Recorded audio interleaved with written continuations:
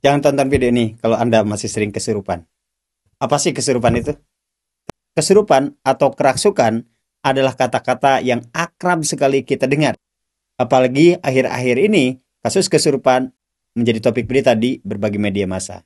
Kesurupan atau dalam bahasa Arabnya disebut asor adalah istilah masuknya jin ke dalam tubuh manusia. Gangguan jin ini, baik yang datang sendiri atau disuruh, biasanya didahului dengan kerasukan atau kesurupan. Gangguan ini bisa terjadi karena kelemahan akidah seseorang atau keimanan seseorang, atau bahkan psikologi seseorang. Kesurupan bukan salah satunya gangguan jin terhadap diri manusia.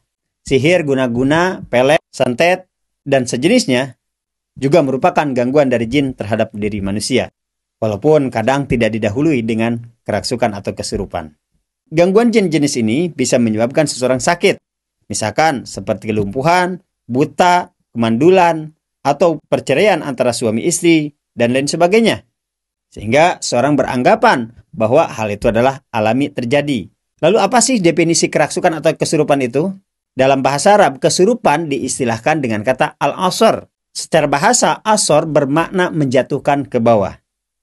Surya adalah bentuk kata kerja pasif yang bermakna dipotong atau kutia.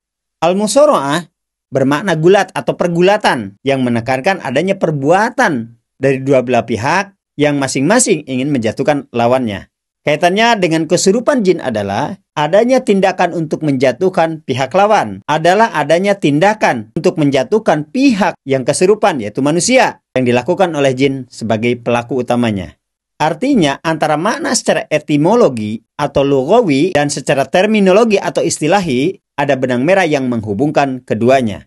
Secara terminologi, Louis Machlup mengatakan suatu penyakit yang menghambat organ psikis untuk beraktivitas dengan hambatan yang tidak total. Maksud Louis Machlup bahwa kesurupan adalah gangguan psikis yang menyerang diri manusia tapi tidak secara total.